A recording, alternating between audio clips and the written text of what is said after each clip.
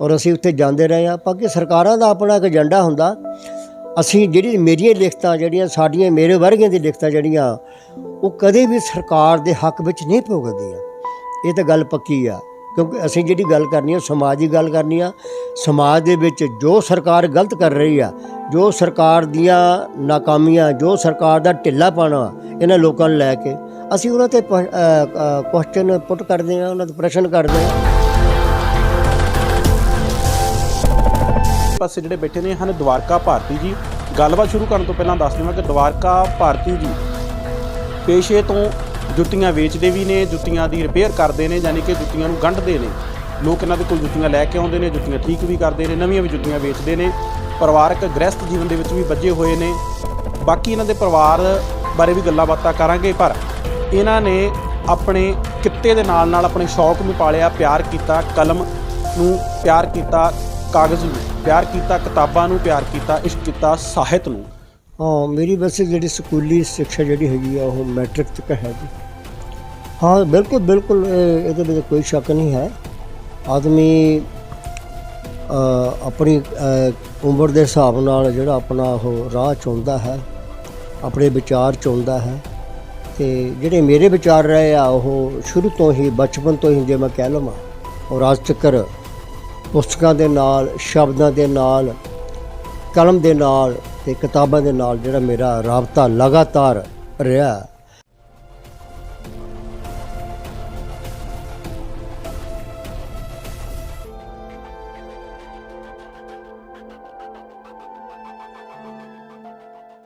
ਉਹਨਾਂ ਦਾ ਵਿਰੋਧ ਦੇ ਵਿੱਚ ਮੈਂ ਜਿਹੜਾ ਆਪਣਾ ਨਾਮ ਭਾਰਤੀ ਲਿਖਿਆ, ਅਤੇ ਮੈਂ ਵੀ ਭਾਰਤ ਦਾ ਬਸ਼ਿੰਦਾ, ਇਸ ਕਰਕੇ ਮੈਨੂੰ ਭਾਰਤੀ ਹੀ ਸਮਝਿਆ ਜਾਵੇ।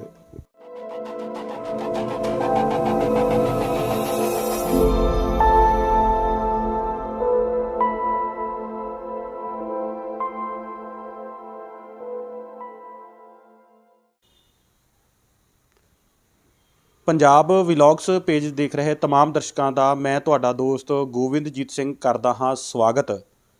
ਦੋਸਤੋ, ਅੱਜ ਅਸੀਂ ਗੱਲ ਕਰਾਂਗੇ ਇਸ਼ਕ ਦੀ, ਮੁਹੱਬਤ ਦੀ, ਪਿਆਰ ਦੀ, ਜਿਹਦਾ ਜ਼ਿਕਰ ਅਸੀਂ ਪੜ੍ਹਦੇ ਰਹਿੰਦੇ ਹਾਂ, ਸੁਣਦੇ ਰਹਿੰਦੇ ਹਾਂ। ਜ਼ਰੂਰੀ ਨਹੀਂ ਕਿ ਇਸ਼ਕ ਜਿਸਮਾਨੀ ਹੋਵੇ। ਇਸ਼ਕ ਜਿਹੜਾ, ਮੁਹੱਬਤ ਜਿਹੜਾ, ਪਿਆਰ ਹੈ, ਸਿਰਫ ਇਨਸਾਨ ਦੇ ਨਾਲ ਹੋਵੇ।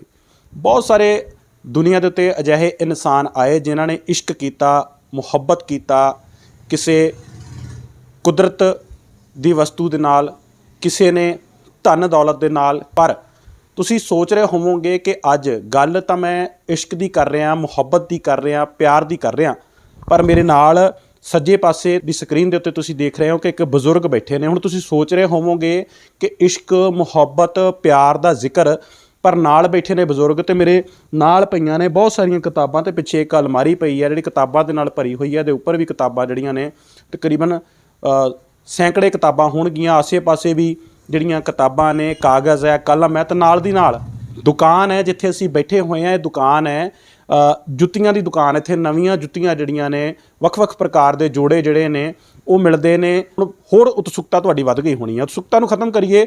ਸਵਾਗਤ ਕਰਦੇ ਹਾਂ, ਮੇਰੇ ਨਾਲ ਸੱਜੇ ਪਾਸੇ ਜਿਹੜੇ ਬੈਠੇ ਨੇ ਹਨ ਦਵਾਰਕਾ ਭਾਰਤੀ ਜੀ। ਇਹਨਾਂ ਨੇ ਆਪਣੇ ਕਿੱਤੇ ਦੇ ਨਾਲ ਨਾਲ ਆਪਣੇ ਸ਼ੌਕ ਨੂੰ ਪਾਲਿਆ, ਪਿਆਰ ਕੀਤਾ ਕਲਮ ਨੂੰ, ਪਿਆਰ ਕੀਤਾ ਕਾਗਜ਼ ਨੂੰ, ਪਿਆਰ ਕੀਤਾ ਕਿਤਾਬਾਂ ਨੂੰ, ਪਿਆਰ ਕੀਤਾ ਇਸ਼ਕ ਕੀਤਾ ਸਾਹਿਤ ਨੂੰ। ਸੋ ਬਹੁਤੀਆਂ ਹੋਰ ਗੱਲਾਂ ਨਾ ਕਰਦੇ ਹੋਏ ਸਿੱਧਾ ਦਵਾਰਕਾ ਭਾਰਤੀ ਜੀ ਦਾ ਸਵਾਗਤ ਵੀ ਕਰਦੇ ਹਾਂ ਅਤੇ ਗੱਲਬਾਤ ਵੀ ਕਰਦੇ ਹਾਂ। ਦਵਾਰਕਾ ਭਾਰਤੀ ਜੀ, ਤੁਹਾਡਾ ਬਹੁਤ ਬਹੁਤ ਸਵਾਗਤ ਹੈ ਜੀ। ਆਪ ਜੀ ਦਾ ਬਹੁਤ ਸ਼ੁਕਰੀਆ ਜੀ ਇੱਥੇ ਆਉਣ ਦਾ। ਸਰ, ਪਹਿਲਾਂ ਸ਼ੁਰੂਆਤ ਕਰੀਏ ਕਿ ਤੁਹਾਡੀ ਉਮਰ ਕਿੰਨੀ ਹੈ, ਇੱਥੋਂ ਫਿਰ ਆਪਾਂ ਹੋਰ ਗੱਲਾਂ ਬਾਤਾਂ ਅੱਗੇ ਸਿਲਸਿਲਾ ਜਾਰੀ ਰਹੂਗਾ। ਇਸ ਵੇਲੇ ਜੀ ਮੇਰੀ ਉਮਰ ਜਿਹੜੀ ਆ ਉਹ 74 ਸਾਲ ਦਾ ਹੋ ਚੁੱਕਾ ਜੀ। ਹਾਂਜੀ। ਅਤੇ ਵਿਦਿਅਕ ਯੋਗਤਾ ਦੀ ਗੱਲ ਕਰੀਏ, ਕਿਉਂਕਿ ਪੜ੍ਹਾਈ ਕਿਤਾਬਾਂ ਦੀ ਗੱਲ ਕਰਨੀ ਹੈ ਤਾਂ ਵਿਦਿਅਕ ਯੋਗਤਾ ਦੇ ਨਾਲ ਤਾਲਮੇਲ ਹੈ। ਪੜ੍ਹਿਆ ਲਿਖਿਆ ਬੰਦਾ ਇਹ ਕਿਤਾਬਾਂ ਲਿਖਦਾ, ਅਤੇ ਉੱਥੋਂ ਆਪਾਂ ਸ਼ੁਰੂ ਕਰਦੇ ਹਾਂ। ਹਾਂ, ਮੇਰੀ ਵੈਸੇ ਜਿਹੜੀ ਸਕੂਲੀ ਸਿੱਖਿਆ ਜਿਹੜੀ ਹੈਗੀ ਆ ਉਹ ਮੈਟ੍ਰਿਕ ਤੱਕ ਹੈ ਜੀ। ਸਕੂਲੀ ਸਿੱਖਿਆ ਤੁਹਾਡੀ ਮੈਟ੍ਰਿਕ, ਪਰ ਇਹ ਸਾਹਿਤ ਤੁਸੀਂ ਕਿਤਾਬਾਂ ਕਾਫੀ ਸਾਰੀਆਂ ਲਿਖ ਦਿੱਤੀਆਂ, ਬਹੁਤ ਸਾਰੀਆਂ ਕਿਤਾਬਾਂ ਨੂੰ ਟਰਾਂਸਲੇਟ ਕਰ ਦਿੱਤਾ। ਹੁਣ ਵੀ ਤੁਸੀਂ ਫੁਰਸਤ ਦੇ ਪਲਾਂ ਦੇ ਵਿੱਚ ਜਿਹੜਾ ਆ ਕਾਗਜ਼ ਕਲਮ ਲੈ ਕੇ ਬੈਠੇ ਰਹਿੰਦੇ ਹੋ। ਇਹ ਅਤਿਕਥਨੀ ਤਾਂ ਨਹੀਂ ਕਿ ਅਸੀਂ ਕਹਿ ਲਈਏ ਕਿ ਤੁਸੀਂ ਇਸ਼ਕ ਇਬਾਦਤ ਜਿਹੜੀ ਆ ਉਹ ਕੀਤਾ, ਪਰ ਤੁਸੀਂ ਕਲਮ ਅਤੇ ਕਿਤਾਬ ਦੇ ਨਾਲ ਇਸ਼ਕ ਮੁਹੱਬਤ ਕੀਤਾ। ਹਾਂ ਬਿਲਕੁਲ ਬਿਲਕੁਲ, ਇਹਦੇ ਵਿੱਚ ਕੋਈ ਸ਼ੱਕ ਨਹੀਂ ਹੈ। ਆਦਮੀ ਆਪਣੀ ਉਮਰ ਦੇ ਹਿਸਾਬ ਨਾਲ ਜਿਹੜਾ ਆਪਣਾ ਉਹ ਰਾਹ ਚੁਣਦਾ ਹੈ, ਆਪਣੇ ਵਿਚਾਰ ਚੁਣਦਾ ਹੈ। ਤੇ ਜਿਹੜੇ ਮੇਰੇ ਵਿਚਾਰ ਰਹੇ ਆ ਉਹ ਸ਼ੁਰੂ ਤੋਂ ਹੀ ਬਚਪਨ ਤੋਂ ਹੀ ਜੇ ਮੈਂ ਕਹਿ ਲਵਾਂ ਔਰ ਅੱਜ ਤੱਕ ਪੁਸਤਕਾਂ ਦੇ ਨਾਲ, ਸ਼ਬਦਾਂ ਦੇ ਨਾਲ, ਕਲਮ ਦੇ ਨਾਲ ਤੇ ਕਿਤਾਬਾਂ ਦੇ ਨਾਲ ਜਿਹੜਾ ਮੇਰਾ ਰਾਬਤਾ ਲਗਾਤਾਰ ਰਿਹਾ।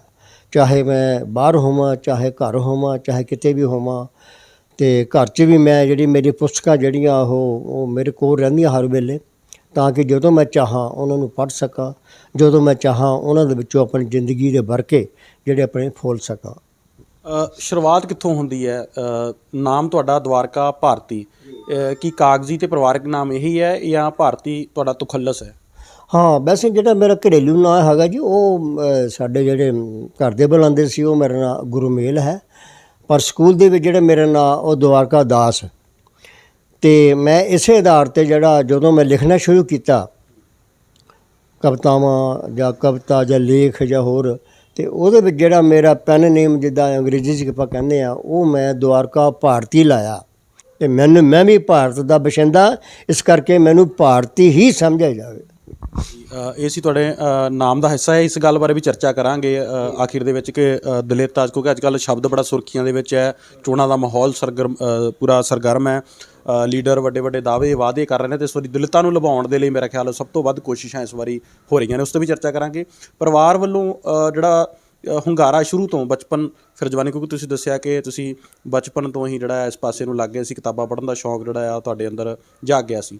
ਫਿਰ ਪਰਿਵਾਰ ਵੱਲੋਂ ਬਚਪਨ ਵਿੱਚ, ਫਿਰ ਜਵਾਨੀ ਦੇ ਵਿੱਚ, ਅਤੇ ਫਿਰ ਗ੍ਰਹਿਸਥ ਜੀਵਨ ਦੇ ਵਿੱਚ ਤੁਸੀਂ ਆਏ, ਵਿਆਹ ਹੋਇਆ, ਕਿੱਦਾਂ ਇਹ ਪੜਾਅ ਤੁਸੀਂ ਜਿਹੜੇ ਨੇ ਉਹ ਚੱਲਦੇ ਆਏ ਹੋ, ਅਤੇ ਕਿਸ ਤਰ੍ਹਾਂ ਦਾ ਘਰੇਲੂ ਜਿਹੜਾ ਹੁੰਗਾਰਾ ਰਿਹਾ, ਕਿ ਹਾਂ ਪੱਖੀ ਰਿਹਾ ਜਾਂ ਨਾ ਪੱਖੀ, ਕਿਤੇ ਕੋਈ ਵਿਰੋਧ ਦਾ ਸਾਹਮਣਾ ਤਾਂ ਨਹੀਂ ਕਰਨਾ ਪਿਆ ਕਦੇ?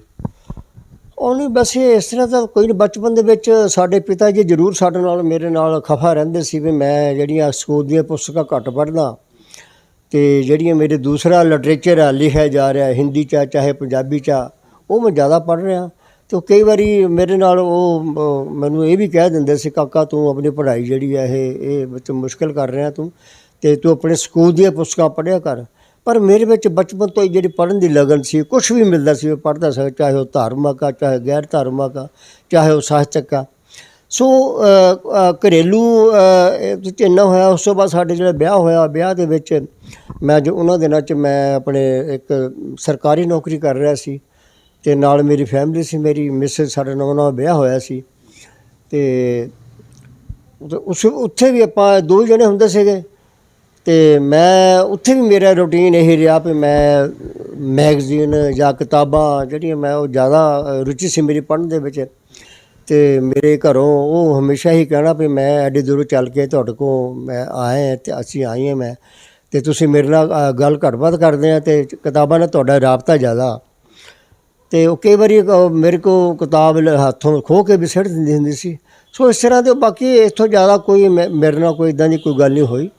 ਹਲਕਾ ਫੁਲਕਾ ਵਿਰੋਧ ਕਹਿ ਸਕਦੇ, ਕੋਈ ਰੋਕਿਆ ਨਹੀਂ ਤੁਹਾਨੂੰ ਕਿ ਨਹੀਂ ਪੜ੍ਹਨਾ ਨਹੀਂ, ਇਸ ਤਰ੍ਹਾਂ ਨਹੀਂ ਹੋਇਆ? ਨਹੀਂ, ਇਸ ਤਰ੍ਹਾਂ ਕੋਈ ਨਹੀਂ ਹੋਇਆ ਵੀ ਕੋਈ ਬੈਨ ਕੀਤਾ ਜਾਂ ਇਸ ਤਰ੍ਹਾਂ ਕੋਈ ਨਹੀਂ ਸੀਗਾ। ਮੈਂ ਜਿੱਦਾਂ ਵੀ ਮੇਰੀ ਇੱਛਾ ਰਹੀ ਹੈ ਮੈਂ ਪੜ੍ਹਦਾ ਰਿਹਾ। ਹਾਂਜੀ।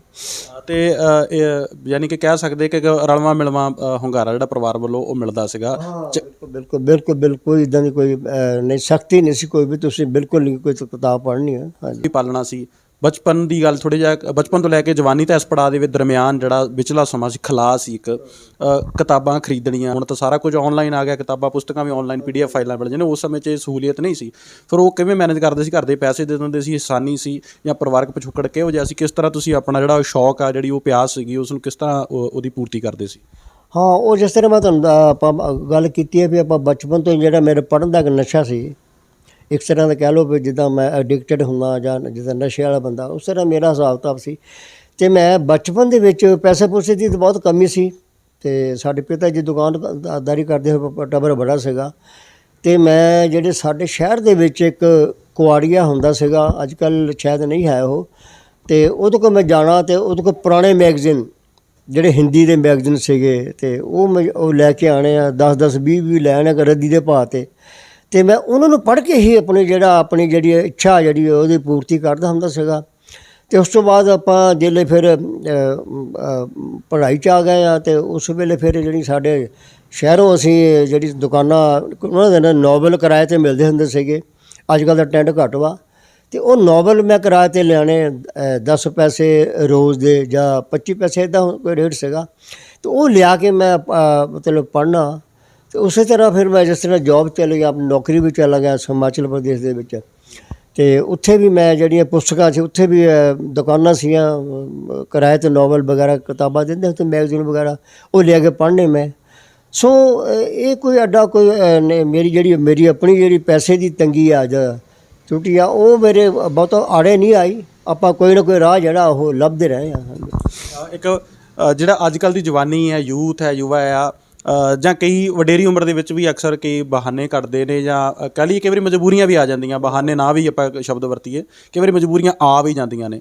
ਪਰ ਜੇ ਚਾਹ ਹੋਵੇ ਤਾਂ ਮੇਰੇ ਖਿਆਲ ਜਿਸ ਤਰ੍ਹਾਂ ਤੁਸੀਂ ਆਪਣੇ ਸ਼ੌਕ ਦੀ ਪੂਰਤੀ ਕਰਦੇ ਰਹੇ ਹੋ, ਤਾਂ ਇਸ ਤਰ੍ਹਾਂ ਨਾਲ ਅੜਚਣਾਂ ਤਾਂ ਜ਼ਰੂਰ ਆਉਂਦੀਆਂ ਨੇ, ਪਰੰਤੂ ਉਹਨਾਂ ਨੂੰ ਸਰ ਕੀਤਾ ਜਾ ਸਕਦਾ, ਜਿੱਤਿਆ ਜਾ ਸਕਦਾ। ਹਾਂ ਬਿਲਕੁਲ ਬਿਲਕੁਲ ਬਿਲਕੁਲ। ਜੇ ਤੁਹਾਡੇ ਅੰਦਰ ਇੱਕ ਚਾਹ, ਇੱਕ ਤੁਹਾਨੂੰ ਅੱਗੇ ਵਧਣ ਦੀ, ਤੁਹਾਡਾ ਆਪਣਾ ਗਿਆਨ ਪ੍ਰਾਪਤ ਕਰਨ ਦੀ ਚਾਹ, ਤਾਂ ਰਸਤਾ ਅਸੀਂ ਬਣਾ ਹੀ ਲੈਂਦੇ ਹਾਂ। ਲੋਕ ਹਿਮਾਲਿਆ ਪਰ ਜਾ ਰਹੇ ਆ, ਤਾਂ ਉੱਥੇ ਆਪਣਾ ਰਾਹ ਜਿਹੜਾ, ਉੱਥੇ ਕੋਈ ਰਾਹ ਨਹੀਂ ਹੁੰਦੀ, ਕੋਈ ਲੀਹ ਨਹੀਂ ਹੁੰਦੀ, ਲੇਕਿਨ ਫਿਰ ਵੀ ਉੱਪਰ ਪੁੱਜਦੇ ਆ। ਅਤੇ ਉਹੀ ਹਿਸਾਬ ਮੇਰਾ ਸੀਗਾ। ਅਤੇ ਮੈਂ ਆਪਣੀ ਕੋਸ਼ਿਸ਼ ਨਾਲ ਜਿੱਦਾਂ ਵੀ ਮੇਰੇ ਮਨ 'ਚ ਚਾਹ ਸੀਗੀ, ਮੈਂ ਆਪਣੀ ਉਹ ਪੂਰੀ ਕੀਤੀ ਆ। ਕੋਈ ਨਾ ਕੋਈ ਰਾਹ ਜਿਹੜਾ ਮੈਨੂੰ ਨਜ਼ਰ ਆਉਂਦਾ ਰਿਹਾ, ਉਹ ਲੱਭਦਾ ਵੀ ਰਿਹਾ। ਔਰ ਅਸੀਂ ਆਪਣੀ ਜਿਹੜੀ ਪੜ੍ਹਾਈ ਦੀ ਲਗਨ ਹੈ, ਲਿਖਣ ਦੀ ਲਗਨ ਹੈ, ਇਹ ਮੇਰੇ ਵਿੱਚ ਕੋਈ ਇਹਦਾ ਕੋਈ ਬਹੁਤ ਵੱਡਾ ਕੋਈ ਅਵਰੋਧ ਜਾਂ ਕੋਈ ਰੁਕਾਵਟ ਨਹੀਂ ਅੱਜ ਤੱਕ ਆਈ ਮੇਰੇ ਅੱਗੇ। ਹਾਂਜੀ। ਕਿੰਨੀਆਂ ਪੁਸਤਕਾਂ ਹੁਣ ਤੱਕ ਤੁਸੀਂ ਲਿਖ ਚੁੱਕੇ ਹੋ, ਜਿਹੜੀਆਂ ਆਪਣੀਆਂ ਲਿਖੀਆਂ ਨੇ ਜਾਂ ਜਿਹੜੀਆਂ ਟਰਾਂਸਲੇਟ ਕੀਤੀਆਂ ਨੇ, ਅਤੇ ਕਿੰਨੀਆਂ ਭਾਸ਼ਾਵਾਂ ਦੇ ਵਿੱਚ? ਹਾਂ, ਮੇਰੀਆਂ ਜਿਹੜੀਆਂ ਜੀ ਟੋਟਲ ਜਿਹੜੀਆਂ ਅੱਜ ਤੱਕ ਜਿਹੜੀਆਂ ਮੇਰੀਆਂ ਪੁਸਤਕਾਂ, ਜਿਨ੍ਹਾਂ ਦੇ ਵਿੱਚ ਮੈਂ ਕੁਛ ਐਡਿਟ ਕੀਤੀਆਂ, ਕੁਛ ਮੇਰੀ ਆਪਣੀ ਲਿਖੀਆਂ, ਕੁਛ ਅਨੁਵਾਦਿਤ ਹੈਗੀਆਂ, ਉਹ 12-13 ਪੁਸਤਕਾਂ ਜਿਹੜੀਆਂ ਹੈਗੀਆਂ ਹਿੰਦੀ ਔਰ ਪੰਜਾਬੀ ਦੇ ਵਿੱਚ ਮਿਲਾ ਕੇ ਜਿਹੜੀਆਂ ਹੈਗੀਆਂ ਜੀ। ਤਾਂ ਗਾਹਾਂ ਵੀ ਕੰਮ ਚਾਲੂ ਆ। ਵਹਾਂ ਵੀ ਇੱਕ ਪੁਸਤਕ ਮੇਰੀ ਇੱਕ ਹੈਗੀ ਆ, ਉਹ ਪ੍ਰੈਸ ਦੇ ਵਿੱਚ ਛਪ ਰਹੀ ਆ, ਰਾਸ਼ਟਰ ਅਤੇ ਰਾਸ਼ਟਰਵਾਦ। ਹਾਂਜੀ। ਤੁਹਾਡੀ ਜਿਹੜੀ ਆਪਣੀ ਲਿਖੀ ਹੋਈ ਇੱਕ ਪੁਸਤਕ ਆ, ਉਹ ਬੜੀ ਮਸ਼ਹੂਰ ਹੋਈ ਹੈ, ਬੜੇ ਵਿਦਿਆਰਥੀ ਪੜ੍ਹ ਰਹੇ ਨੇ, ਕਈ ਕਾਲਜਾਂ ਦੇ ਵਿਦਿਆਰਥੀ ਉੱਤੇ ਅਧਿਐਨ ਕਰ ਰਹੇ ਨੇ, ਇੱਕ ਤਰ੍ਹਾਂ ਕਹਿ ਲਈਏ ਇੱਕ ਖੋਜ ਕਰ ਰਹੇ ਨੇ, ਉੱਤੇ ਪੜ੍ਹਾਈ ਕਰ ਰਹੇ ਨੇ, ਉਹਦਾ ਵਿਸ਼ਲੇਸ਼ਣ ਕਰ ਰਹੇ ਨੇ। ਉਹ ਪੁਸਤਕ ਬਾਰੇ ਵੀ ਥੋੜ੍ਹਾ ਜਿਹਾ ਦੱਸ ਦਿਓ ਕਿ ਉਹਦੀ ਸ਼ੁਰੂਆਤ ਕਿੱਥੋਂ ਹੁੰਦੀ ਹੈ, ਕਿਸ ਤਰ੍ਹਾਂ ਲਿਖਣ ਦਾ ਮਨ ਵਿੱਚ ਆਇਆ, ਉਹਦੇ ਵਿੱਚ ਕੀ ਕੀ ਤੁਸੀਂ ਲਿਖਿਆ, ਕਿਹੜੀ ਭਾਸ਼ਾ ਦੇ ਵਿੱਚ ਹੈ, ਕਿਉਂਕਿ ਦਰਸ਼ਕ ਜਿਹੜੇ ਦੇਖ ਰਹੇ ਨੇ, ਜੇਕਰ ਕੋਈ ਪੜ੍ਹਨਾ ਚਾਹਵੇ, ਖਰੀਦਣਾ ਚਾਹਵੇ ਜਾਂ ਤੁਹਾਡੇ ਤੱਕ ਪਹੁੰਚ ਕਰਨਾ ਚਾਹਵੇ, ਤਾਂ ਉਹਨਾਂ ਨੂੰ ਆਸਾਨੀ ਵੀ ਹੋਊਗੀ, ਤਾਂ ਇੱਕ ਮਿਸਾਲ ਤਾਂ ਹੈ ਹੀ ਹੈ। ਜੀ ਹਾਂ, ਉਹ ਮੇਰੀ ਹਿੰਦੀ ਦੇ ਵਿੱਚ ਹੁਣੇ ਪੁਸਤਕ ਛਪੀ ਹੈ ਜੀ, ਮੇਰੀ ਆਪਣੀ ਆਤਮ ਕਥਾ, ਆਟੋਬਾਇਓਗ੍ਰਾਫੀ। ਅਤੇ ਇੱਕ ਉਹਦਾ ਨਾਂ ਹੈਗਾ ਮੋਚੀ, ਇੱਕ ਮੋਚੀ ਦਾ ਸਾਹਿਤਕ ਜ਼ਿੰਦਗੀਨਾਮਾ। ਉਹਦੇ ਵਿੱਚ ਮੈਂ ਜਿਹੜੀਆਂ ਮੇਰੇ ਜ਼ਿੰਦਗੀ ਦੇ ਵਿੱਚ ਐਸੇ ਪਲ ਆਏ ਆ, ਜਿਹੜੀ ਸਾਡੇ ਸਮਾਜ ਦੀ ਕੁੜੱਤਣ ਆ ਜਾਤ ਨੂੰ ਲੈ ਕੇ, ਉਹ ਜੋ ਕੁਛ ਵੀ ਮੇਰੇ ਨਾਲ ਵਾਪਰਿਆ ਜਾਂ ਮੇਰੇ ਵਰਗਿਆਂ ਨਾਲ ਵਾਪਰਿਆ, ਮੈਂ ਉਹ ਬੜੇ ਅੱਛੇ ਢੰਗ ਨਾਲ ਉਹਨੂੰ ਕਾਲੋਬੱਧ ਕੀਤਾ। ਔਰ ਕੁਛ ਜਿਹੜੇ ਮੈਂ ਸਵਾਲ ਖੜ੍ਹੇ ਕੀਤੇ ਆ ਸਮਾਜ ਦੇ ਉੱਪਰ, ਵੀ ਇਹ ਚੀਜ਼ਾਂ ਜਿਹੜੀਆਂ ਅਸੀਂ ਇੱਕ ਬੰਦੇ ਦੀ ਜਿਹੜੀ ਪਛਾਣ ਆ, ਉਹ ਅੱਜ ਵੀ ਜਾਤ ਤੋਂ ਕਰਦੇ ਹਾਂ, ਕਿ ਇਹ ਚੀਜ਼ਾਂ ਅੱਜ ਖਤਮ ਨਹੀਂ ਹੋ ਜਾਣੀ ਚਾਹੀਦੀਆਂ। ਅਸੀਂ ਜਿਹੜੀ ਬੰਦੇ ਦੀ ਪਛਾਣ ਆ, ਉਹਦੇ ਕੰਮ ਤੋਂ ਕਰਦੇ ਹਾਂ, ਵੀ ਕੀ ਕੰਮ ਕਰਦਾ। ਜੇ ਉਹ ਕੋਈ ਛੋਟਾ ਕੰਮ ਕਰ ਰਿਹਾ ਤਾਂ ਜ਼ਰੂਰ ਛੋਟਾ ਹੈ, ਜੋ ਕੋਈ ਬੜਾ ਕੰਮ ਕਰ ਰਿਹਾ ਤਾਂ ਉਹ ਜ਼ਰੂਰ ਬੜਾ ਹੈ। ਔਰ ਜਨਮ ਤੋਂ ਹੀ ਜਿਹੜਾ ਜਿਹਨੂੰ ਅਸੀਂ ਜਾਤ ਦੇ ਤੌਰ 'ਤੇ ਬੜਾ ਗਿਣੇ ਜਾਂਦੇ ਹਾਂ, ਜੇ ਚੰਗੀ ਜਾਤ ਵਿੱਚ ਆ, ਉੱਚੀ ਜਾਤ ਦੇ ਵਿੱਚ ਆ, ਤਾਂ ਅਸੀਂ ਉਹਨੂੰ ਬੜਾ ਗਿਣਦੇ ਹਾਂ। ਸੋ ਇਸ ਤਰ੍ਹਾਂ ਦੇ ਕਈ ਸਵਾਲ ਜਿਹੜੇ ਮੈਂ ਉਸ ਪੁਸਤਕ ਦੇ ਵਿੱਚ ਮੈਂ ਕੀਤੇ ਆ। ਔਰ ਇਸ ਪੁਸਤਕ ਦੇ ਉੱਪਰ ਜਿਹੜੀ ਮੇਰੀ ਆ, ਉਹ ਯੂਨੀਵਰਸਿਟੀਆਂ ਦੇ ਵਿੱਚ ਕੰਮ ਹੋ ਰਿਹਾ, ਕੁਛ ਬੱਚੇ ਪੜ੍ਹ ਰਹੇ ਆ, ਉੱਤੇ ਰਿਸਰਚ ਕਰ ਰਹੇ ਆ, ਉੱਤੇ PhD ਕਰ ਰਹੇ ਆ। ਔਰ ਇਸੇ ਤਰ੍ਹਾਂ ਮੇਰੀ ਜਿਹੜੀਆਂ ਕੁਛ ਕਵਿਤਾਵਾਂ ਹੈਗੀਆਂ, ਜਿਹੜੀਆਂ ਇੰਦਰਾ ਗਾਂਧੀ ਓਪਨ ਯੂਨੀਵਰਸਿਟੀ ਦਿੱਲੀ ਆ, ਅਤੇ ਉਹਦੇ ਵਿੱਚ ਮੇਰੀ ਜਿਹੜੀ ਕਵਿਤਾ ਜਿਹੜੀ ਆ, ਉਹ ਇਸ ਸਿਲੇਬਸ ਦੇ ਤੌਰ 'ਤੇ ਪੜ੍ਹਾਈ ਜਾ ਰਹੀ ਹੈ। MA ਦੇ ਜਿਹੜੇ ਬੱਚੇ ਆ, ਉਹ ਉਹਨੂੰ ਪੜ੍ਹ ਰਹੇ ਆ, ਉੱਤੇ ਕੰਮ ਕਰ ਰਹੇ ਆ, ਉੱਤੇ PhD ਵੀ ਹੋ ਰਹੀ ਆ। ਹਾਂਜੀ ਜੀ ਸਰ, ਜਿਸ ਤਰ੍ਹਾਂ ਤੁਹਾਨੂੰ ਸਨਮਾਨ ਸੁਭਾਵਿਕ ਹੈ ਕਿ ਤੁਸੀਂ ਇੰਨੀਆਂ ਪੁਸਤਕਾਂ ਲਿਖੀਆਂ ਹੈ, ਤੁਹਾਡੀਆਂ ਕਵਿਤਾਵਾਂ ਵਿਦਿਆਰਥੀ ਪੜ੍ਹ ਰਹੇ ਨੇ, ਉੱਤੇ ਅਧਿਐਨ ਕਰ ਰਹੇ ਨੇ, ਵਿਸ਼ਲੇਸ਼ਣ ਕਰ ਰਹੇ ਨੇ, ਕਿਉਂਕਿ ਇੱਕ ਲੇਖਕ ਹੈ, ਆਮੰਤਰਣ ਆਉਂਦੇ ਰਹਿੰਦੇ ਨੇ, ਸੱਦੇ ਪੱਤਰ ਆਉਂਦੇ ਰਹਿੰਦੇ ਨੇ, ਪਰੰਤੂ ਸਰਕਾਰੀ ਪੱਧਰ 'ਤੇ ਕਦੇ ਕੋਈ ਤੁਹਾਨੂੰ MP MLA ਨੇ, ਜਾਂ ਪੰਜਾਬ ਪੱਧਰ 'ਤੇ, ਸੂਬੇ ਪੱਧਰ 'ਤੇ, ਜ਼ਿਲ੍ਹਾ ਪੱਧਰ 'ਤੇ ਕਿਸੇ ਅਧਿਕਾਰੀ ਕਰਮਚਾਰੀ ਦੀ ਨਜ਼ਰ ਤੁਹਾਡੇ 'ਤੇ ਪਈ ਹੋਵੇ, ਕਦੀ ਸੱਦਾ ਆਇਆ ਹੋਵੇ, ਸਨਮਾਨ, ਜਾਂ ਕੋਈ ਤੁਹਾਡੇ ਤੱਕ ਕੋਈ ਪਹੁੰਚ ਕੀਤੀ ਹੋਵੇ? ਔਰ ਨਹੀਂ, ਇਸ ਤਰ੍ਹਾਂ ਦੀ ਕੋਈ ਹਲੇ ਨਹੀਂ, ਇੱਦਾਂ ਦੇ ਕੋਈ ਨਹੀਂ ਹੈ, ਮੇਰੇ ਨਾਲ ਕੋਈ ਇੱਦਾਂ ਦੀ ਘਟਨਾ ਨਹੀਂ ਹੋਈ ਜੀ। ਸਿਰਫ ਜਿਹੜੀਆਂ ਸਾਡੀਆਂ ਸਮਾਜਿਕ ਜਾਂ ਸਾਹਿਤਕ ਜਿਹੜੀ ਸਭਾਵਾਂ ਜੁੜੀਆਂ ਦੇਸ਼ ਪ੍ਰਦੇਸ਼ ਦੀਆਂ, ਜਿਨ੍ਹਾਂ ਵਿੱਚ ਅਸੀਂ ਬਿਹਾਰ ਦੇ ਵਿੱਚੋਂ, UP ਦੇ ਵਿੱਚੋਂ ਔਰ ਦਿੱਲੀ ਜਿਹੜੇ ਇਲਾਕੇ, ਮੱਧ ਪ੍ਰਦੇਸ਼, ਇਹਨਾਂ ਵਿੱਚ ਸਾਨੂੰ ਕਾਫੀ ਸਨਮਾਨ ਮਾਨ ਜਿਹੜੇ ਮਿਲਦੇ ਰਹੇ ਆ, ਔਰ ਅਸੀਂ ਉੱਥੇ ਜਾਂਦੇ ਰਹੇ ਆ। ਬਾਕੀ ਸਰਕਾਰਾਂ ਦਾ ਆਪਣਾ ਇੱਕ ਏਜੰਡਾ ਹੁੰਦਾ। ਅਸੀਂ ਜਿਹੜੀ ਮੇਰੀਆਂ ਲਿਖਤਾਂ ਜਿਹੜੀਆਂ ਸਾਡੀਆਂ ਮੇਰੇ ਵਰਗਿਆਂ ਦੀ ਲਿਖਤਾਂ ਜਿਹੜੀਆਂ ਉਹ ਕਦੇ ਵੀ ਸਰਕਾਰ ਦੇ ਹੱਕ ਵਿੱਚ ਨਹੀਂ ਭੁਗਤਦੀਆਂ। ਇਹ ਤਾਂ ਗੱਲ ਪੱਕੀ ਆ, ਕਿਉਂਕਿ ਅਸੀਂ ਜਿਹੜੀ ਗੱਲ ਕਰਨੀ ਆ ਸਮਾਜ ਦੀ ਗੱਲ ਕਰਨੀ ਆ। ਸਮਾਜ ਦੇ ਵਿੱਚ ਜੋ ਸਰਕਾਰ ਗਲਤ ਕਰ ਰਹੀ ਆ, ਜੋ ਸਰਕਾਰ ਦੀਆਂ ਨਾਕਾਮੀਆਂ, ਜੋ ਸਰਕਾਰ ਦਾ ਢਿੱਲਾਪਣਾ ਇਹਨਾਂ ਲੋਕਾਂ ਨੂੰ ਲੈ ਕੇ ਅਸੀਂ ਉਹਨਾਂ 'ਤੇ ਕੁਐਸਚਨ ਪੁੱਟ ਕਰਦੇ ਹਾਂ, ਉਹਨਾਂ 'ਤੇ ਪ੍ਰਸ਼ਨ ਕਰਦੇ ਹਾਂ। ਤਾਂ ਇਸ ਕਰਕੇ ਮੈਨੂੰ ਲੱਗਦਾ ਨਹੀਂ ਵੀ ਸਰਕਾਰਾਂ ਦਾ ਧਿਆਨ ਸਾਡੇ ਵੱਲ ਜਾਂਦਾ ਹੋਵੇ। ਅਤੇ ਵੈਸੇ ਜਿਹੜੇ ਲੋਕ ਜਿਹੜੇ ਇੱਦਾਂ ਦੇ ਕੰਮ ਕਰ ਰਹੇ ਆ, ਇੱਕ ਮਿੱਥ ਤੋੜ ਰਹੇ ਆ ਵੀ ਛੋਟਾ ਕੰਮ ਕਰਦਿਆਂ ਕੋਈ ਆਦਮੀ ਵੱਡਾ ਕੰਮ ਨਹੀਂ ਕਰ ਸਕਦਾ। ਇਹ ਜਿਹੜੀ ਮਿੱਥ ਆ, ਕਮ ਸੇ ਕਮ ਜਿੱਥੇ ਤੱਕ ਮੇਰਾ ਸਵਾਲ ਆ, ਮੈਂ ਇਸ ਮਿੱਥ ਨੂੰ ਤੋੜਦਾ। ਮੈਂ ਇਹ ਮੰਨ ਕੇ ਨਹੀਂ ਤੋੜਦਾ ਵੀ ਜੇ ਆਪਾਂ ਕੋਈ ਛੋਟਾ ਆਪਣੇ ਪੇਟ ਪਾਲਣ ਵਾਸਤੇ ਕੋਈ ਛੋਟਾ ਕਿਹਾ ਜਾਣ ਵਾਲਾ ਕਥਿਤ ਕੰਮ ਜਿਹੜਾ ਕਰ ਰਹੇ ਆ ਅਤੇ ਆਦਮੀ ਸੱਚਮੁੱਚ ਛੋਟਾ ਹੁੰਦਾ ਨਾ। ਸਾਡੀ ਜਿਹੜੀ ਵਿਚਾਰ ਆ, ਸਾਡੀ ਚੀਜ਼ਾਂ ਨੂੰ ਦੇਖਣ ਦਾ ਜਿਹੜਾ ਢੰਗ ਆ, ਜਾਂ ਸਾਡਾ ਜਿਹੜਾ ਪੜ੍ਹਨ ਦਾ ਢੰਗ ਆ, ਉਹ ਕੀ ਕੰਮ ਕਰ ਰਿਹਾ। ਸੋ ਸਾਡੇ ਦਿਮਾਗ ਦੇ ਵਿੱਚ ਚੀਜ਼ਾਂ ਜਿਹੜੀਆਂ ਰਹਿੰਦੀਆਂ ਅਤੇ ਉਹ ਸਰਕਾਰ ਦੇ ਹੱਕ 'ਚ ਨਹੀਂ ਭੁਗਤਦੀਆਂ। ਲੱਗਦਾ ਤੁਹਾਨੂੰ ਕਿਤੇ ਕਿ ਮੈਂ ਤੁਹਾਡੀ ਗੱਲ ਰੋਕੀ, ਉਹਦੇ ਲਈ ਮਾਫੀ, ਇੱਥੋਂ ਗੱਲ ਸ਼ੁਰੂ ਕਰਾਂਗੇ। ਤੁਹਾਨੂੰ ਲੱਗਦਾ ਕਿਤੇ ਕਿ ਕਲਮ ਦੇ ਉੱਤੇ ਵੀ ਸਰਕਾਰਾਂ ਜਾਂ ਕਹਿ ਲਈਏ ਕਿ ਵੱਡੇ ਅਧਿਕਾਰੀ ਕਿਤੇ ਨਾ ਕਿਤੇ ਉਹਨੂੰ ਕੰਟਰੋਲ ਕਰਨ ਦੀ ਜਾਂ ਉਹਨੂੰ ਕੋਸ਼ਿਸ਼ ਕਰ ਰਹੇ ਨੇ, ਅਤੇ ਜਿਹੜਾ ਉਹਨਾਂ ਦੇ ਹੱਕ 'ਚ ਨਹੀਂ ਭੁਗਤਦਾ ਉਸ ਕਲਮ ਨੂੰ ਜਿਹੜਾ ਆ ਰੋਕਣ ਦੀ, ਦਬਾਉਣ ਦੀ ਕੋਸ਼ਿਸ਼ਾਂ ਹੁੰਦੀਆਂ ਨੇ? ਬਿਲਕੁਲ ਇਗਨੋਰ ਕਰਦੇ ਆ। ਜਿਹੜਾ ਕੋਈ ਸਮਾਜ ਦੀਆਂ ਗਲਤ ਰੀਤੀਆਂ ਰਿਵਾਜ਼ਾਂ ਨੂੰ, ਸਮਾਜ ਦੇ ਗਲਤ ਕੰਮਾਂ ਨੂੰ ਦੇ ਉੱਪਰ ਆਪਣੀ ਕਲਮ ਚਲਾਉਂਦਾ ਤੋ ਨੈਚੁਰਲੀ ਆ, ਕੁਦਰਤੀ ਤੌਰ 'ਤੇ ਆ ਵੀ ਆਪਾਂ ਜਿਹੜੀ ਸਰਕਾਰਾਂ ਉਹਨਾਂ ਵੱਲ ਬਹੁਤਾ ਧਿਆਨ ਨਹੀਂ ਦਿੰਦੀਆਂ। ਜੇ ਮੈਂ ਆਪਣੀ ਗੱਲ ਥੋੜ੍ਹੀ ਹੋਰ ਸਪਸ਼ਟ ਕਰਾਂ, ਅਤੇ ਜਿਹਨਾਂ ਲੋਕਾਂ ਨੇ ਸਾਡੇ ਸੁਕਰਾਤ ਦਾ ਨਾਂ ਸੁਣਿਆ ਹੋਵੇ, ਯੂਨਾਨ ਦੇ ਫਿਲਾਸਫਰ ਆ, ਸਰਕਾਰਾਂ ਨੇ ਪੂਰਾ ਜ਼ੋਰ ਲਾਇਆ ਸੀਗਾ ਵੀ ਇਹ ਸਾਡੇ ਹੱਕ ਦੀ ਗੱਲ ਕਰੇ, ਅਤੇ ਉਹਨੂੰ ਲਾਲਚ ਵੀ ਦਿੱਤੇ। ਫਿਰ ਜਿਸਲੇ ਦੇਖਿਆ ਵੀ ਆਖਿਰ ਵਿੱਚ ਇਹ ਸਾਡੀ ਸਰਕਾਰ ਜਿਹੜੀ ਹੈ ਇਹ ਸਾਡੀ ਗੱਲ ਨਹੀਂ ਕਰੇਗਾ ਅਤੇ ਲੋਕਾਂ ਨੂੰ ਉਹੀ ਗੱਲ ਦੱਸੂਗਾ ਜਿਹੜੀ ਠੀਕ ਹੈ, ਤਾਂ ਉਹਨਾਂ ਨੂੰ ਉਹਨੂੰ ਫਾਂਸੀ ਦੀ ਜਿਹੜੀ ਸਜ਼ਾ ਜਿਹੜੀ ਆ, ਉਹਨੂੰ ਜ਼ਹਿਰ ਦਾ ਪਿਆਲਾ ਦੇ ਕੇ ਸਜ਼ਾ ਦੇਣ ਦੀ ਉਹਨੂੰ ਦਿੱਤੀ ਸੀ। ਲੇਕਿਨ ਉਹ ਬੰਦਾ ਆਖਿਰ ਤੱਕ ਸੱਚਾਈ ਦੇ ਉੱਪਰ ਰਿਹਾ, ਔਰ ਜਿਹੜੀ ਸੱਚਾਈ, ਜਿਹੜੀ ਸੱਚੀ ਗੱਲ ਸੀ ਉਹੀ ਕੀਤੀ ਉਹਨੇ। ਮੌਤ ਦੇ ਡਰੋਂ ਡਰਿਆ ਨਹੀਂ ਹੈਗਾ। ਸੋ ਸਾਡੀ ਵੀ ਜਿਹੜੀ ਲਿਖਤ ਆ ਜਾਂ ਜਿਹੜੀ ਕਲਮ ਆ, ਉਹ ਉਹੀ ਲਿਖਦੀ ਆ ਜਿਹੜੀ ਸਮਾਜ ਨੂੰ ਚੰਗੀ ਲੱਗਦੀ ਆ, ਪਰ ਸਰਕਾਰਾਂ ਨੂੰ ਸ਼ਾਇਦ ਉਹ ਚੰਗੀ ਨਹੀਂ ਲੱਗਦੀ। ਕੀ ਲੱਗਦਾ ਸਰ, ਤੁਹਾਡਾ ਤਜਰਬਾ ਕੀ ਕਹਿੰਦਾ, ਇਹ ਕਵਾਇਦ ਕਦੋਂ ਕੁ ਰੁਕ ਸਕਦੀ? ਸਦੀਆਂ ਤੋਂ ਅਸੀਂ ਦੇਖਦੇ ਆ ਰਹੇ ਹਾਂ ਕਿ ਜਿਹੜਾ ਵੀ ਜਿੱਦਾਂ ਤੁਸੀਂ ਜ਼ਿਕਰ ਕੀਤਾ ਕਿ ਤੁਸੀਂ ਸਰਕਾਰਾਂ ਦੀਆਂ ਨਾਕਾਮੀਆਂ ਨੂੰ ਜਿਹੜਾ ਆ ਉਜਾਗਰ ਕਰਦੇ ਆਏ ਹੋ, ਇਹਦੇ ਕਰਕੇ ਤੁਹਾਨੂੰ ਅਣਗੌਲਿਆ ਲਗਾਤਾਰ ਕੀਤਾ ਜਾ ਰਿਹਾ। ਅਜਿਹਾ ਨਹੀਂ ਹੈ ਕਿ ਸਰਕਾਰਾਂ ਨੂੰ ਜਾਂ ਕਰਮਚਾਰੀਆਂ ਨੂੰ ਤੁਹਾਡੇ ਬਾਰੇ ਨਹੀਂ ਪਤਾ ਹੋਵੇਗਾ। ਜੇਕਰ ਦੇਸ਼ ਦੇ ਵੱਖ-ਵੱਖ ਕੋਨਿਆਂ ਤੋਂ ਤੁਹਾਡੇ ਪ੍ਰਸ਼ੰਸਕ ਨੇ, ਤੁਹਾਡੀਆਂ ਰਚਨਾਵਾਂ ਤੁਸੀਂ ਹੁਣ ਵੀ ਦਿਖਾਇਆ ਕਿ ਹਿੰਦੀ ਮੈਗਜ਼ੀਨ ਦੇ ਵਿੱਚ ਆਫ ਦਾ ਕੈਮਰਾ ਤੁਸੀਂ ਦੱਸਿਆ ਕਿ ਤੁਹਾਡੀਆਂ ਰਚਨਾਵਾਂ ਜਿਹੜੀਆਂ ਨੇ ਉਹ ਮਹੀਨਾਵਾਰ, ਹਫਤਾਵਾਰ ਜਾਂ ਤਿਮਾਹੀ ਛਮਾਹੀ ਛਪਦੀਆਂ ਆ ਰਹੀਆਂ ਨੇ। ਅਜਿਹਾ ਨਹੀਂ ਕਿ ਸਰਕਾਰਾਂ ਨੂੰ ਪਤਾ ਨਹੀਂ ਹੋਵੇਗਾ। ਕੀ ਲੱਗਦਾ ਇਹ ਕਵਾਇਦ ਕਦੀ ਖਤਮ ਹੋਵੇਗੀ ਜਾਂ ਨਹੀਂ, ਵੀ ਜਿਹੜਾ ਸਰਕਾਰ ਦੀਆਂ ਨਾਕਾਮੀਆਂ ਨੂੰ ਉਜਾਗਰ ਕਰਦਾ ਜਾਂ ਤਾਂ ਕਲਮ ਰੋਕਣ ਦੇ ਹਰੇਕ ਸੰਭਵ ਯਤਨ ਕੀਤੇ ਜਾਂਦੇ ਨੇ, ਜਾਂ ਫਿਰ ਕਲਮ ਜਿਹੜੀ ਆ ਰੋਕ ਦਿੱਤੀ ਜਾਂਦੀ ਹੈ? ਹਾਂ, ਸਰਕਾਰਾਂ ਦਾ ਜਿਹੜਾ ਰੋਲ ਹੈ, ਉਹ ਆਪਾਂ ਕਿਸੇ ਵੀ ਦੁਨੀਆ ਦੇ ਕਿਸੇ ਵੀ ਸਮਾਜ ਦੇ ਵਿੱਚ ਚਲੇ ਜਾਈਏ, ਸਰਕਾਰ ਦਾ ਰੋਲ ਜਿਹੜਾ ਉਹ ਬਹੁਤ ਅਲੱਗ ਤਰ੍ਹਾਂ ਦਾ ਹੁੰਦਾ। ਔਰ ਜਿਹੜਾ ਸਰਕਾਰ ਦੇ ਵਿਰੋਧ 'ਚ ਆਉਂਦਾ, ਸਰਕਾਰ ਦੇ ਵਿਚਾਰਾਂ ਦੇ ਵਿਰੋਧ 'ਚ ਆਉਂਦਾ, ਸਰਕਾਰਾਂ ਕਦੇ ਵੀ ਉਹਨੂੰ ਪਸੰਦ ਨਹੀਂ ਕਰਦੀਆਂ। ਤਾਂ ਜਿਹੜਾ ਇੱਕ ਲੇਖਕ ਆ, ਸਹੀ ਲੇਖਕ ਜਿਹਨੂੰ ਕਹਿੰਦੇ ਆ, ਉਹ ਸਮਾਜ ਦੀਆਂ ਗਲਤ ਰਵਾਇਤਾਂ ਅਤੇ ਸਰਕਾਰ ਦੀਆਂ ਗਲਤ ਪਾਲਿਸੀਆਂ ਦੇ ਪ੍ਰਤੀ ਉਹਦੀ ਕਲਮ ਜਿਹੜੀ ਆ ਉਹ ਚਲਦੀ ਰਹਿੰਦੀ ਆ। ਔਰ ਇਸ ਕਰਕੇ ਸਰਕਾਰਾਂ ਨੂੰ ਐਡਾ ਕੋਈ ਨਹੀਂ ਹੁੰਦਾ, ਸਰਕਾਰਾਂ ਉਹਨੂੰ ਹੀ ਗਾਹਾਂ ਲਿਆਉਂਦੀਆਂ ਜਿਹੜੇ ਉਹਨਾਂ ਦੇ ਚਾਟੂਕਾਰ ਹੁੰਦੇ ਆ। ਜਿਸ ਤਰ੍ਹਾਂ ਅਸੀਂ ਸਾਡੇ ਵੱਡੇ ਲੇਖਕ ਹੋਇਆ, ਵੱਡੇ ਕਵੀ ਹੋਇਆ, ਉਹ ਸਰਕਾਰਾਂ ਦੇ ਰਾਜ ਦਰਬਾਰ ਦੇ ਵਿੱਚ ਰਾਜ ਦਰਬਾਰਾਂ ਵਿੱਚ ਰਹੇ, ਸਰਕਾਰਾਂ ਨੇ ਉਹਨਾਂ ਨੂੰ ਜਗੀਰਾਂ ਦਿੱਤੀਆਂ, ਤਾਂ ਸਰਕਾਰਾਂ ਵਿੱਚ ਉਹਨੇ ਸਰਕਾਰਾਂ ਦੀ ਹੀ ਗੱਲ ਕੀਤੀ ਆ। ਪਰ ਜਿਹੜਾ ਸਹੀ ਲੇਖਕ ਆ, ਚੰਗਾ ਲੇਖਕ ਆ, ਉਹ ਸਮਾਜ ਦੀ ਹੀ ਗੱਲ ਕਰਦਾ। ਜਿਹੜਾ ਸਮਾਜ ਦੀ ਗੱਲ ਕਰਦਾ ਨੈਚੁਰਲੀ ਆ, ਉਹ ਸਰਕਾਰ ਦੀਆਂ ਗਲਤ ਪਾਲਿਸੀਆਂ, ਸਰਕਾਰ ਦੀਆਂ ਗਲਤ ਕੰਮਾਂ ਨੂੰ ਵੀ ਉਹ ਭੰਡਦਾ।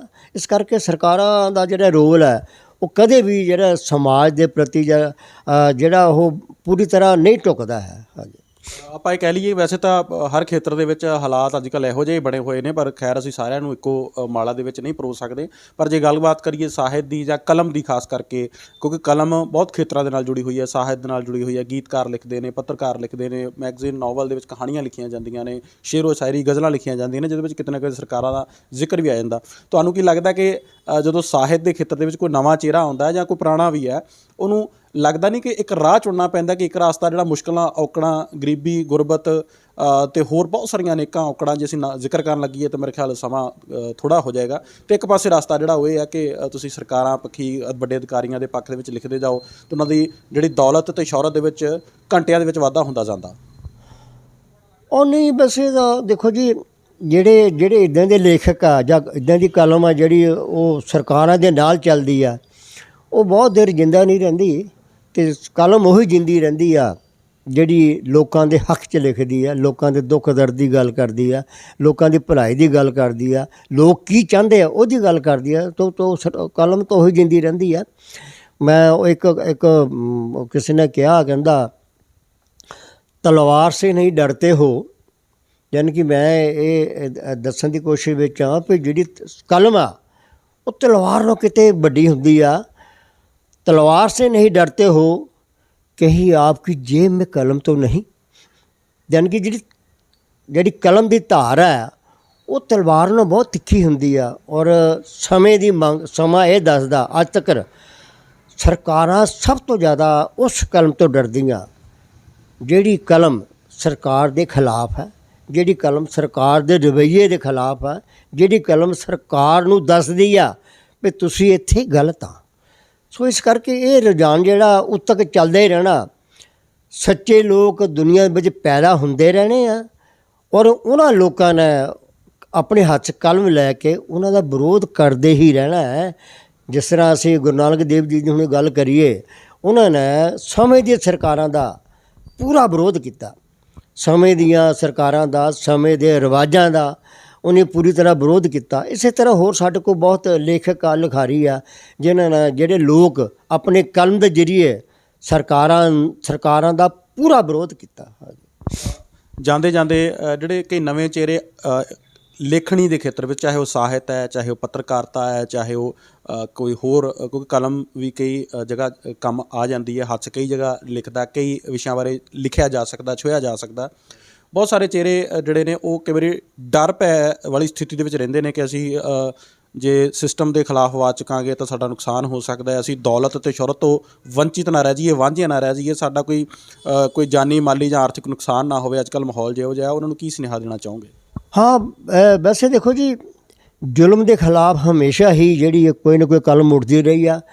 ਇਹ ਵੀ ਗੱਲ ਠੀਕ ਆ ਵੀ ਸਾਰੇ ਜਿਹੜੇ ਲਿਖਣ ਵਾਲੇ ਆ ਉਹ ਸਰਕਾਰ ਦੇ ਵਿਰੋਧ 'ਚ ਨਹੀਂ ਹਿੰਮਤ ਨਹੀਂ ਕਰਦੇ, ਪਰ ਜਿਹੜੀ ਸਹੀ ਕਲਮ ਆ, ਅੱਛੀ ਕਲਮ ਆ ਔਰ ਇੱਕ ਹਿੰਮਤ ਵਾਲੀ ਕਲਮ ਆ, ਉਹ ਹਮੇਸ਼ਾ ਹੀ ਜਿਹੜੀ ਹੈ ਵਿਰੋਧ ਦੇ ਸਵਰ ਜਿਹੜੇ ਆ ਉਹਨਾਂ ਦੇ ਉੱਠਦੇ ਰਹਿਣੇ ਆ। ਔਰ ਨਵੇਂ ਜਿਹੜੀ ਅਸੀਂ ਅੱਜ ਦੇਖਦੇ ਹਾਂ, ਆਪਾਂ ਸੋਸ਼ਲ ਮੀਡੀਆ ਦੇ ਉੱਪਰ ਦੇਖਦੇ ਹਾਂ, ਉਹਦੇ ਵਿੱਚ ਵੀ ਕੁਛ ਕਲਮਾਂ ਜਿਹੜੀਆਂ ਆਪਾਂ ਦੇਖਦੇ ਹਾਂ, ਚਾਹੇ ਉਹ ਲੜਕੀ ਆ, ਚਾਹੇ ਉਹ ਲੜਕਾ, ਚਾਹੇ ਉਹ ਸਿਆਣਾ, ਉਹ ਸਰਕਾਰ ਦੇ ਜਿਹੜੀ ਪਾਲਿਸੀ ਵਿਰੋਧ ਆ ਉਹਦਾ ਬਿਲਕੁਲ ਡਟ ਕੇ ਕਰ ਰਿਹਾ ਔਰ ਇਸ ਘਬਰਾ ਨਹੀਂ ਰਿਹਾ। ਔਰ ਜਿਹੜੀ ਨੌਜਵਾਨ ਪੀੜ੍ਹੀ ਆ, ਅਤੇ ਉਹਨਾਂ ਨੂੰ ਸਿਰਫ ਇਹੀ ਮੈਸੇਜ ਆ ਵੀ ਆਪਾਂ ਗਲਤ ਰਵਾਇਤਾਂ, ਚਾਹੇ ਉਹ ਸਮਾਜ ਦੀਆਂ, ਚਾਹੇ ਉਹ ਸਰਕਾਰ ਦੀਆਂ, ਉਹਦੇ ਖਿਲਾਫ ਉੱਠਣਾ ਹੀ ਬਹੁਤ ਵਧੀਆ ਇੱਕ ਸਾਡਾ ਜਿਹੜਾ ਕਦਮ ਹੋ ਸਕਦਾ, ਰੋਲ ਹੋ ਸਕਦਾ, ਤਾਂ ਕਿ ਸਾਡੀ ਜਿਹੜੀ ਆਉਣ ਵਾਲੀ ਪੀੜ੍ਹੀਆਂ ਸਾਨੂੰ ਉਹ ਨਾ ਕਹਿਣ ਵੀ ਤੁਸੀਂ ਕੁਛ ਨਹੀਂ ਕੀਤਾ ਸੀ, ਤੁਸੀਂ ਇਹਨਾਂ ਦਾ ਵਿਰੋਧ ਨਹੀਂ ਕੀਤਾ ਸੀ। ਇਸ ਕਰਕੇ ਜਿਹੜੀ ਕਲਮ ਹੈ ਇਹ ਚੱਲਦੀ ਰਹਿਣੀ ਚਾਹੀਦੀ ਆ ਔਰ ਕਲਮਾਂ ਉੱਠਦੀਆਂ ਰਹਿੰਦੀਆਂ ਹਰ ਯੁੱਗ ਵਿੱਚ ਜਾ ਕੇ ਔਰ ਉੱਠਦੀਆਂ ਰਹਿਣੀਆਂ। ਇਹ ਸਨ ਸਾਡੇ ਨਾਲ ਦਵਾਰਕਾ ਭਾਰਤੀ ਜੀ। ਬਹੁਤ ਸਾਰੇ ਸਵਾਲ ਜਿਹੜੇ ਨੇ ਉਹ ਸ਼ਾਇਦ ਮੇਰੇ ਜ਼ਿਹਨ ਦੇ ਵਿੱਚ ਵੀ ਰਹਿ ਗਏ, ਤੁਹਾਡੇ ਮਨ ਦੇ ਵਿੱਚ, ਦਿਲ ਦਿਮਾਗ ਦੇ ਵਿੱਚ ਬਹੁਤ ਸਾਰੇ ਸਵਾਲ ਆ ਰਹੇ ਹੋਣਗੇ ਜਿਹੜੇ ਕਿ ਦਵਾਰਕਾ ਭਾਰਤੀ ਜੀ ਕੋਲ ਜਾਣਨੇ ਚਾਹੀਦੇ ਸੀਗੇ, ਕਿਉਂਕਿ ਸਾਹਿਤ ਦੇ ਨਾਲ ਜੁੜੇ ਹੋਏ ਆ, ਬਹੁਤ ਸਾਰੀਆਂ ਕਿਤਾਬਾਂ ਇਹਨਾਂ ਨੇ ਲਿਖੀਆਂ ਨੇ। ਵੱਡੀ ਮਿਸਾਲ ਚਾਨਣ ਮੁਨਾਰਾ ਜਿਹੜਾ ਹੈ ਦੁਆਬੇ ਤੋਂ ਨੇ। ਜੇਕਰ ਤੁਸੀਂ ਇਹਨਾਂ ਨਾਲ ਸੰਪਰਕ ਕਰਨ ਚਾਹੋ ਤਾਂ ਹੁਸ਼ਿਆਰਪੁਰ ਸ਼ਹਿਰ ਤੋਂ ਡਗਾਣਾ ਰੋਡ ਦੇ ਉੱਤੇ ਇਹਨਾਂ ਦੀ ਦੁਕਾਨ ਹੈ। ਸਰ, ਦੁਕਾਨ ਦਾ ਨਾਮ ਦੱਸ ਦਿਓ ਜੀ। ਹਾਂ, ਮੇਰੀ ਦੁਕਾਨ ਦਾ ਨਾਮ ਹੈ ਜੀ ਰਾਜੂ ਸ਼ੂ ਸਟੋਰ। ਹਾਂਜੀ, ਰਾਜੂ ਸ਼ੂ ਸਟੋਰ। ਤੁਸੀਂ ਇੱਥੇ ਆ ਸਕਦੇ ਹੋ, ਇਹਨਾਂ ਦੀ ਸੰਗਤ ਕਰ ਸਕਦੇ ਹੋ।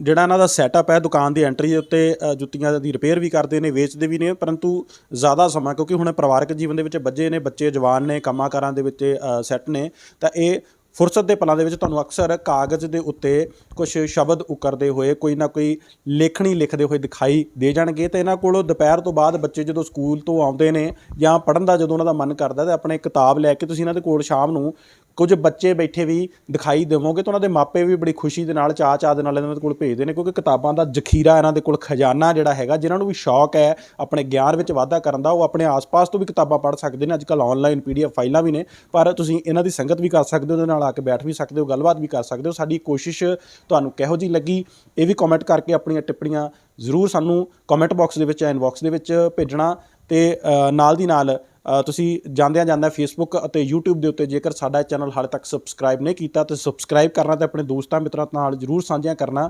ਤਾਂ ਕਿ ਸਮੇਂ ਦੇ ਉੱਤੇ ਅਜਿਹੀਆਂ ਚੰਗੀਆਂ ਵੀਡੀਓਜ਼, ਚੰਗੀਆਂ ਜਾਣਕਾਰੀਆਂ ਲੈ ਕੇ ਹਾਜ਼ਰ ਹੁੰਦੇ ਰਹੀਏ। ਦਵਾਰਕਾ ਭਾਰਤੀ ਜੀ, ਤੁਹਾਡਾ ਬਹੁਤ ਧੰਨਵਾਦ, ਤੁਸੀਂ ਆਪਣੇ ਕੰਮ ਦੇ ਵਿੱਚੋਂ ਸਾਨੂੰ ਸਮਾਂ ਦਿੱਤਾ। ਬਹੁਤ ਸ਼ੁਕਰੀਆ ਤੁਹਾਡਾ ਵੀ ਇੱਥੇ ਆਉਣ ਦਾ ਜੀ, ਬਹੁਤ ਧੰਨਵਾਦ, ਤੁਸੀਂ ਵੀ ਆਪਣਾ ਟਾਈਮ ਦਿੱਤਾ। ਜਲਦੀ ਮਿਲਦੇ ਹਾਂ। ਫਿਲਹਾਲ ਦੇ ਲਈ ਕੈਮਰਾ ਪਰਸਨ ਚੇਤਨ ਸਿੰਘ ਸਲਿਮਪੁਰ ਦੇ ਨਾਲ ਆਪਣੇ ਦੋਸਤ ਗੋਬਿੰਦਜੀਤ ਸਿੰਘ ਨੂੰ ਦਿਓ ਇਜਾਜ਼ਤ, ਤੇ ਜਾਂਦਿਆਂ ਪੇਜ ਨੂੰ ਲਾਈਕ ਤੇ ਸਬਸਕ੍ਰਾਈਬ ਕਰਨਾ ਨਾ ਭੁੱਲਣਾ। ਧੰਨਵਾਦ।